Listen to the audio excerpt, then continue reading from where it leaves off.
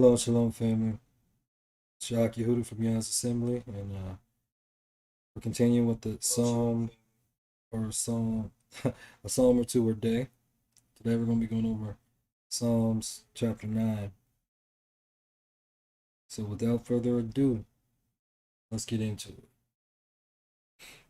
I will praise thee, O Yahuwah, with my whole heart. I will show forth all thy marvelous works. So David, regaining his sound mind, is letting the Most High know that with his whole mind, with his whole essence, with his whole being, that he will serve the Most High. He will serve the Most High. And even when you look at the definition for marvelous works, show forth all thy marvelous works. That's not just, he's going to write it down. It means that he's going to recount, he's going to make known all the righteous judgments of the Most High. So again, this is why David was a man after the Most High's his own heart, because it wasn't about David's own will. It wasn't about David making flesh his arm. He realized that it was through the Most High that David was able to do all these great things. So that's always something to remember. Stay humble, because the Most High, he always pleads for the cause of the humble, the lowly, the poor. And we're going to see that. Verse 2. I will be glad and rejoice in thee. I will sing praise to thy name, O thou Most High. So no matter what trouble he's going through, no matter what the situation is, no matter what the circumstance is, he's still going to have a merry heart. He's still going to be happy. He's going to rest in the Most High. That's his pleasure. And then that's where his worship is at. Because, David has a sound mind. When mine enemies are turned back, they shall fall and perish at thy presence. Because we know that the Most High, he hates all workers of iniquity. And if he hates all workers of iniquity, then he's gonna what? He's gonna give them a judgment or a punishment that they have earned with their actions, with their works. For thou hast maintained my right and my cause. Thou sattest in the throne judging the right. Now, if you look at the definitions for my right and my cause, this actually can be in a legal sense, like a lawsuit or things of that nature. So, because Dawood is doing the righteous things, he knows that the Most High is going to give him a favorable judgment. That's why when he's praying or singing these psalms, he's using a takina. Takina, that means to pray for favor, because he knows that in these situations, he's been more righteous than his enemies. Thou hast rebuked the heathen. Thou hast destroyed the wicked. Thou hast put out their name forever and ever. Because that's what the Most High does. I mean, these things are stored up in his treasure. He literally has utensils of death. Or in the last chapter it said what? Or chapter 7 said instruments of death. O thou enemy, destructions are come to a perpetual end, and thou hast destroyed cities. Their memorial is perished with them. So he's just recounting the destructions that his enemies have been doing. But Yahuwah shall endure forever. So he shall judge, he shall reign, he shall rule forever. He hath prepared his throne for judgment. Because people always used to wear shirts and used to always say that nobody can judge me but the Most High. And then that's exactly what he does. He judges you according to your works. And he shall judge the world in righteousness. He shall minister judgment to the people in uprightness. Because that's what he does. That's how he judges his congregation of his saints. Yahuwah also will be a refuge for the oppressed, a refuge in times of trouble. Now, unless you've been living under a rock, you know that the world is still in chaos. I mean, we're coming out of this quote-unquote pandemic, and the world is still in disarray. There's something else that's coming that's going to be worse. I don't know if it's going to be, if this is a time for the next world war, or if there's a more serious virus coming out. But the reason why they're things are picking up, and the reason why they're in such a panic and desperation to get people to take this jab is in my opinion to pacify people for the coming deceptions, because there's technology in these jabs that is going to sever the connection that you have with the Most High. You won't even want to give praise to the Most High. You won't want to have psalms to the Most High, or even pray, or even believe, have amunah. And they that know thy name will put their trust in thee, their amunah, their faith. For thou, Yahuwah, has not forsaken them that seek thee, because he can't. He loves those that love him and keep his commandments. To 1,000 generations, he's merciful to these people, his Kodesh ones, his set apart ones. Sing praises to Yahuwah, which dwelleth in Zion. Declare among the people his doings, because that's why we're supposed to meditate in his scriptures day and night. That's why David, no matter what he was going through, because this psalm actually, like if you look at the beginning of it, it talks about the song or the psalm of death of a son. So even everything that was happening to David at this time, he was still like, no, I'm going to praise you in advance. I'm going to go ahead and give up this free will offering because sacrifice was not required. I'm going to keep sending up this Tekina for you to work in my behalf. Tekina. When he maketh inquisition for blood, he remembereth them. He forgetteth not the cry of the humble. Because even if somebody hasn't literally killed you, but the words and their actions have killed you, and when you give your supplications up to the Most High, and when you humble yourselves and pray and seek his face, and then turn from your wicked ways. But again, the most important thing is to humble yourself and actually pray, because he doesn't forget. He loves those that love him. He loves those that know how to love thy neighbor as thyself.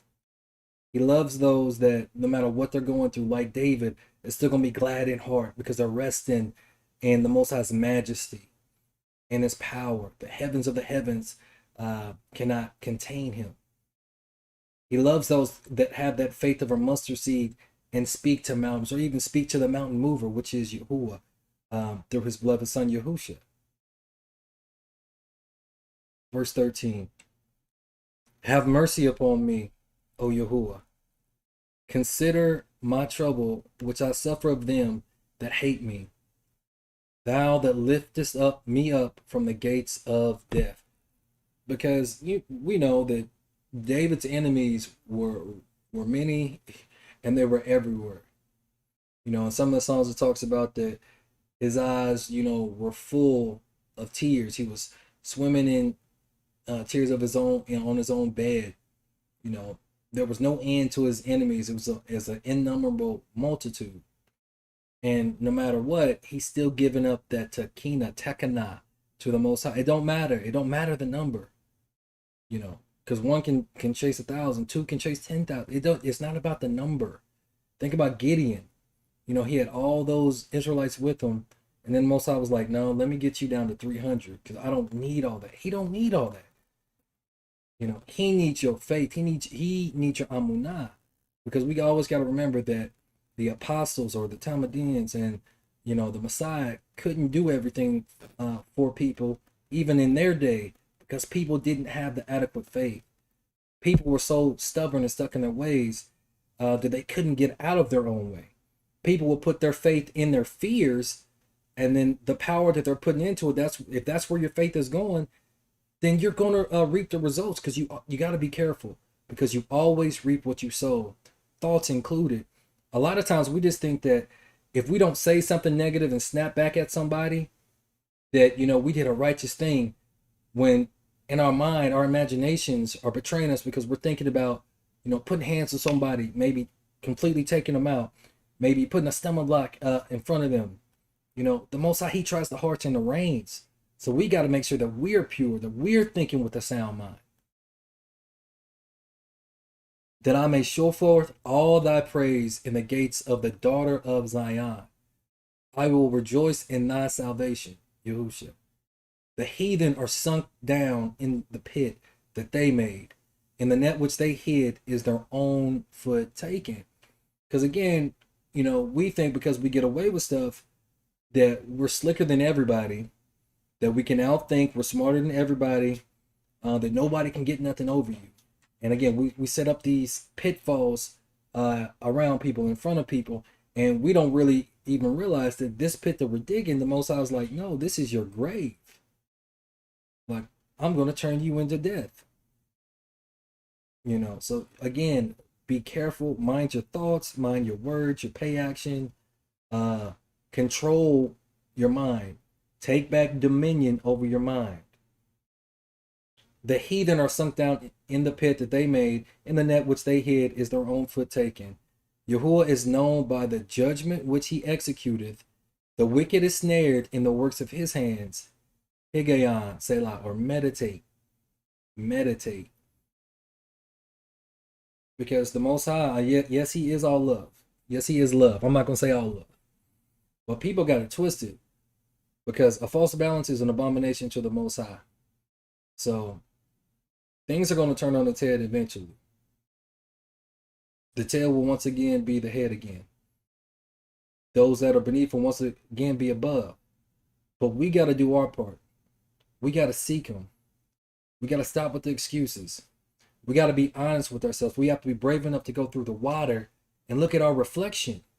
Because are we reflecting the image of Yahushua or of the Father? Or are we still reflecting things that we were, quote unquote, born again from? When we went through our immersions or our baptisms, are we still carrying these bondages, bandages, curses that have been going on from generation to generation? Or have we truly been set free? Have we truly been set free? So I'm going to read this one again. Yahuwah is known by the judgment which he executed. The wicked is snared in the work of his own hands. Higayon, Selah.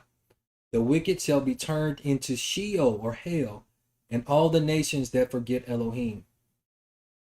No matter where you are in the world, most of the nations in the world and their leaders have put themselves in positions, and a lot of them think that they are the Most High, or they want to be like the Most High.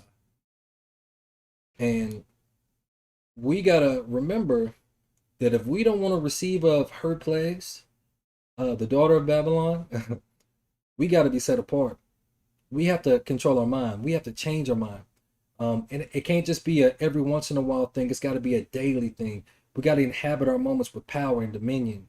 We got to hold fast to the form of sound words. We got to remember that we weren't given a ruach of fear, but of power and love and of a sound mind. We got to realize that our heart is sound when we seek after his precepts or his understanding or his nature. It's not about being right or having the appearance of godliness. It's a mind thing. It's a heart thing. Remember, sound mind. It's supposed to be wholesome. It's supposed to be healthful. It's supposed to be self-discipline and self-control. It's supposed to be the cure. It's supposed to be the remedy. So when you are created in the image of his son and you become this new creature and you take that new form, the old things are supposed to be passed away. We know how the Father, like, his hand is stretched out still, but a lot of us that are in a lot of ways still dead in our sins, our hand is stretched out still to the old ways. That gender to death, that kept us in bondage. A lot of us, we're too scared to face ourselves. We're too scared to go through the water. We'll go through a physical immersion or baptism in water, but we won't really look at our reflection, be honest with ourselves, judge ourselves so that we may not be judged. We have to take control of our mind. Our minds wander. That's why we're supposed to meditate in the scriptures day and night. This is supposed to be our treasure. more than gold, more than thousands of gold and silver. Again, where you put your time into, or your focus at, that's where your worship is at. So be mindful of that, and make sure you're taking some time to spend with the Creator. Cut out some time. Put all these other distractions down, and really focus on gaining, attaining, and retaining your sound mind. It's too important in this time. For the needy shall not always be forgotten, because a lot of us, we've been downtrodden and we've been beaten up by life and by family and by significant others and by loved ones and even by enemies, that sometimes we feel like there's no point in prayer. We feel like, we're all alone in the world. Nobody understands me. Nobody goes through the pain that I go through. But that's a lie from the pit of Sheol or hell. Everyone goes through their trials and tribulations. The problem is we place our faith in the idea that there's no hope. And so that's why we were dead, or we are dead, even in our mind. And we're not even alive, really. We're just existing. We can't even manifest the things that the Most High wants, because in our mind, there's no hope. There's no point. There's no way that good things could happen to me. There's no way that I could be the righteous head of a family, that I could be the righteous or virtuous wife of a family, that I could be a righteous son or daughter, or that I can have this business, or, that we could start this community, or that we could have this, assembly, or whatever the case may be. Because we don't believe that the Creator has the power. And then that's just keeping it buck, because people don't. Everyone says they love God, but nobody wants to love Him and keep His commandments. Nobody wants to go through the water and look at their reflection and actually purge themselves of themselves, become dead to the law for righteousness. We don't want to do that. It's too hard, because when you really look at yourself, you realize the ugly things that you've done. And a lot of times getting past that and overcoming that, it's just scary, because nobody in your family has done it. Everyone is still doing the same thing that granddaddy and them did, big mama and them did. Nobody's ready to forge their own path like David did. Nobody has the faith in the Creator to do that. But the Most High, He's greater, because greater is He that is within you than he that is in the world. Stop trusting in your own power. Stop making flesh your arm. It's not about you. It's about what He has for you, and it's about what He has placed in you. But you got to believe it. You got to take that chance. You got to take that time, and you got to send up that tekinah to the Most High. And be consistent. Don't give up because you don't think that you're hearing from Him, because you can't physically see the things happening right now.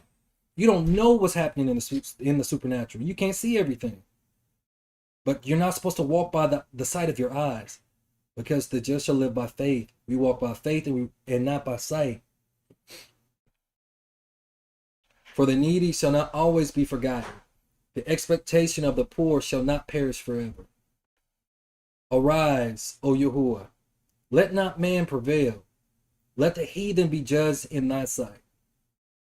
And that's a righteous thing to pray. And get out of that. You only got to pray for those that despitefully use you and this and that. The reason why Yahushua talked about turning the other cheek is because vengeance is Yahuwah's.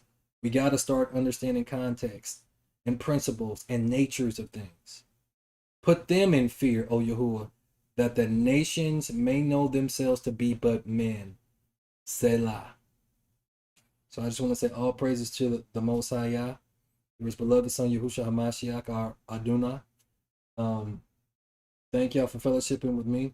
This is Yak Yehuda from Yah's Assembly, Psalms 9. Shalom.